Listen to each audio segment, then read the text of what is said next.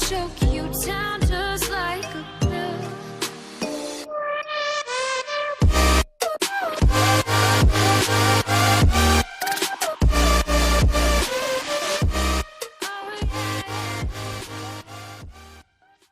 Hey guys and welcome back to damnation.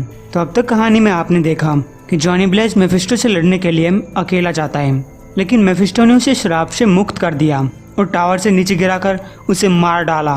मरने के बाद जॉनी ब्लेज कह रहा है, जब उसने मुझे धक्का दिया तब वो हंस रहा था, एक ऐसी हंसी जो जानती थी कि मुझे कितना दर्द होगा, और तब उसने मेरी बत्ती गुल कर दी। ये एक आसान मौत नहीं थी, लेकिन कोई भी मौत आसान नहीं होती, और वैसे भी जितना दर्द मरने में होता है वो दर्द तो हेल के दर्द के सामने कुछ भी नहीं है। तो गाइस, मरने के बाद जॉनी ब्लेज और घोस्ट राइडर एक दूसरे से अलग होकर हेल में गिर गए।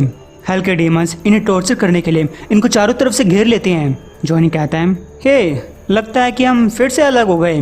घोस्ट राइडर ने कहा, अब जब तुम मर चुके हो तो तुम्हें मेरी जरूरत तो होगी नहीं।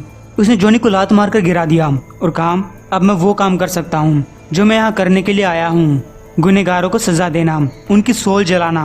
और यहाँ पे इतने गुनहगार हैं कि मेरी नज़र कभी तुम्हारे ऊपर नहीं पड़ेगी। जॉनी ने कहा, वैसे तुम काफ़ी अच्छा सोच लेते हो, लेकिन अभी तो बस शुरुआत हुई है।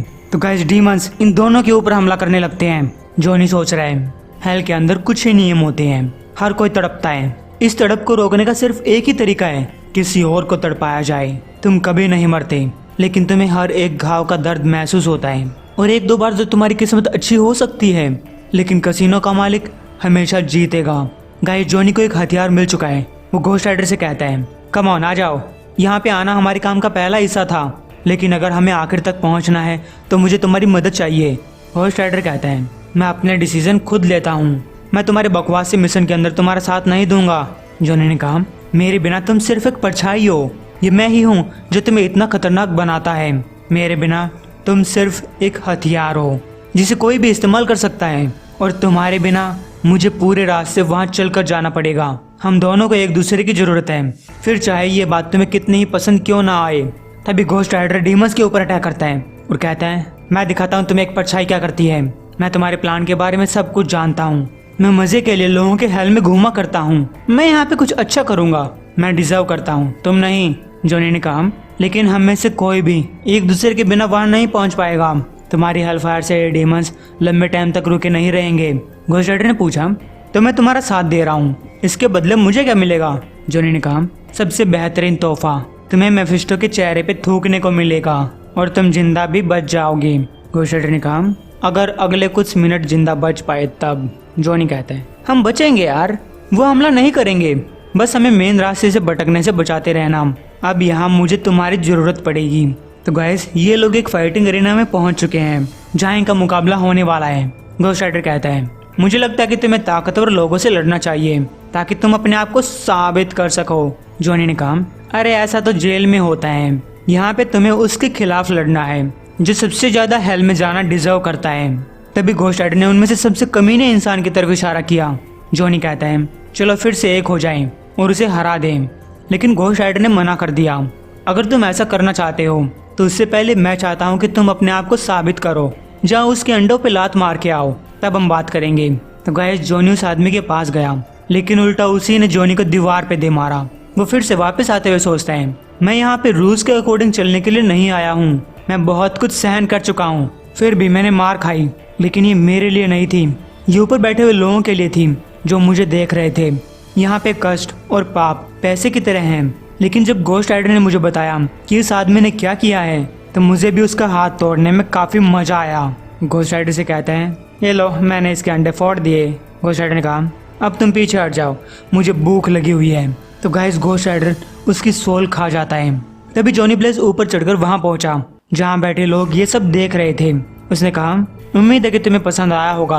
अब मैं मेफिस्टो के महल में घुसकर अपने आप को उसकी गद्दी पे बिठाने वाला हूँ। मेरे कुछ दोस्त रियल वर्ल्ड में उसे बिजी रखे हुए हैं, इसलिए हमें इस सिचुएशन का फायदा उठाना चाहिए। और मैं यहाँ पे नया हूँ तो मुझे लग रहा है कि तुम लोग मेरी थोड़ी सी मदद करोगे, लेकिन उनका हेड कहता है, हेल नो। जॉनी ब्लेज इसका कारण पूछता है। उनके हेड ने कहा, हम यहाँ रहते हैं, हम यहाँ तुम्हारी तरह टूरिस्ट नहीं हैं, और जैसा कि हम अर्थ पे क्रिमिनल्स थे तो हमें यहाँ थोड़ा सा आराम तो मिलना ही चाहिए। अगर हम तुम्हारा साथ देंगे और फिर तुम्हारा काम पूरा नहीं हो पाया तो मेफिस्टो हमें इसकी सजा देगा। लेकिन उनमें से कुछ लोग मान भी जाते हैं। उन्होंने जॉनी को बताया यहाँ से लेकर वहाँ तक 7 सर्कल्स हैं, हर एक पहले से ज़्यादा मुश्किल। अगर तुम इन 7 सर्कल से बच जाते हो तब तुम्हारा सामना एक आखिरी रूम से होगा जहाँ तुम्हारे अंदर का सबसे बड़ा डर तुम्हारे सामने इतना बड़ा होकर दिखाई देगा कि उसे देखकर आज तक हर किसी की फट गई। जॉनी ने कहा तो मैं अकेला वहाँ जाऊँगा। तो उनके हेड ने कहा इस टाइम पे हजारों सोल्स मेफिस्टो के थ्रोन को प्रोटेक्ट कर रहे हैं। उनके पास हथियार हैं और वो बहुत पागल भी हैं। मैंने सुना है कि वहाँ जाने वाले को बहुत दर्द होगा, इसलिए मैंने तुम्हारे लिए ये मैप बनाया है। जॉनी घोस्ट राइडर से पूछता है क्या तुम मेरे साथ हो या नहीं हो। घोस्ट राइडर ने कहा मुझे लॉस वेगस से कुछ फर्क नहीं पड़ता, मैं यहाँ लास वेगस के लिए नहीं आया हूँ। जॉनी कहता है तो तुम यहाँ बहुत से बुरे लोगों को दर्द पहुँचाने तो आए ही होगे। घोस्ट राइडर ने कहा उन्हें दर्द पहुँचाने के लिए मुझे तुम्हारी जरूरत क्यों पड़ेगी। जॉनी कहता है मैं तुम्हारा थोड़ा सा टाइम बचा सकता हूँ, तुम्हें खुद जाकर उन पापियों को दंड नहीं देना पड़ेगा, मैं अपने आप उन्हें तुम्हारे दरवाजे भेज दूंगा। तो गैस ये दोनों चल पड़ते हैं, लेकिन फिर इनके पीछे डीमंस लग गए। वो भी हल के अंदर अपनी अपनी गाड़ियां लेकर आए थे। हालांकि दोनों ने मिलकर उन्हें काफी मजा चखाया।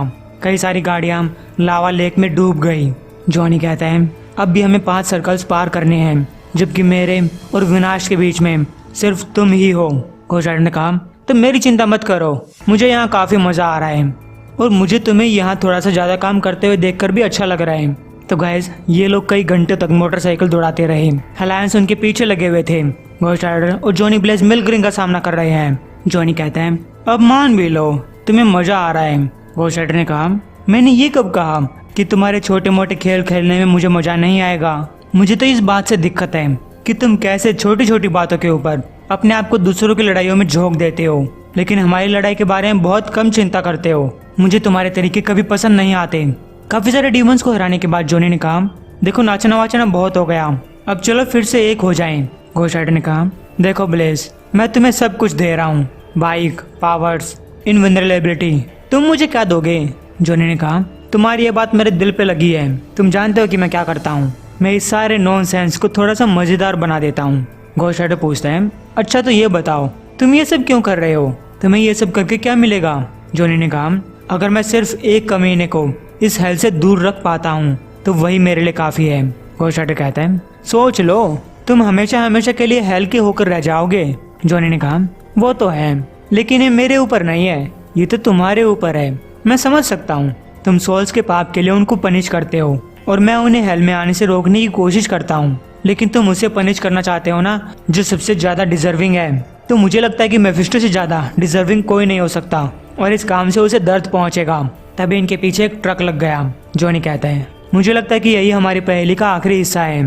घोस्ट राइडर ने कहा लगता है कि तुम्हें डर लग रहा है, अरे ये तो बस एक मशीन है। जॉनी कहता है तुम्हें डरना चाहिए, ये चीज तुम्हें वापस थूकने से पहले करोड़ों सालों तक तुम्हें चबाती रहेगी। घोस्ट राइडर ने कहा मैं जानता हूँ कि इससे कैसे निपटना है। जिस पे जॉनी कहता है तुम और मैं मिलकर, हम दोनों एक साथ मिलकर इसकी खटिया खड़ी कर देंगे। और तुम ये तो सोचो कि हमारी पीन एंड स्टीयर से उन हेलायंस को कितना दर्द होगा। घोस्ट राइडर पूछता है क्या मैं उतने लोगों को पनिश कर सकता हूँ जितने मैं चाहूँ। जॉनी ने कहा जितने तुम पनिश कर सको।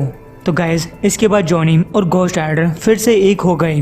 वो इस ट्रक से बचने के लिए एक उड़ते हुए डीमन का सहारा लेता है, जिससे जॉनी कूदकर ट्रक के पीछे चला गया जहाँ उसे एलिफेंट मैन मिला। और अगर आपने ध्यान से देखा होगा तो ये उसी फाइटिंग अरीना के अंदर था। घोस्ट राइडर ने कहा हे तुम आ गए।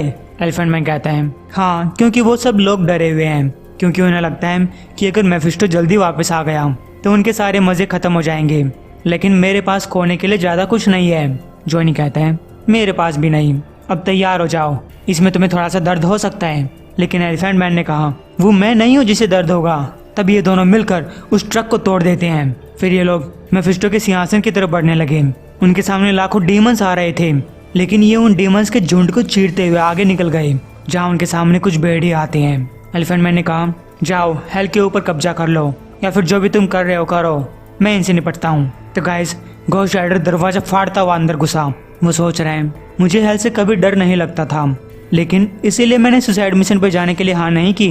मैं पहले भी मर चुका था, मैं पहले भी हेल में आ चुका हूँ, मैंने यहाँ की सारी कहानियाँ सुन रखी हैं, लेकिन मैंने ये काम चुना इस दरवाजे की वजह से, क्योंकि इसके दूसरी तरफ वो चीज़ है जिससे मैं सबसे ज़्यादा डरता हूँ, फिर चाहे मैं एक स्पिरिट ऑफ वेंजेंस ही क्यों ना हो।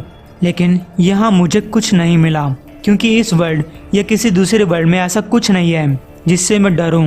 मैंने अपनी ज़िंदगी में आने वाली हर चीज़ का डटकर मुकाबला किया है। आखिर ऐसी कौन सी चीज़ होगी जो मुझे डरा सके, और वैसे भी वो क्या चीज़ है जो मुझे मेफिस्टो के सिंहासन पर बैठने के लायक बनाती है, और वो ये है कि मैं पहले से ही डैम्ड हूँ। यहाँ हेल के अंदर टाइम बहुत स्लो चलता है।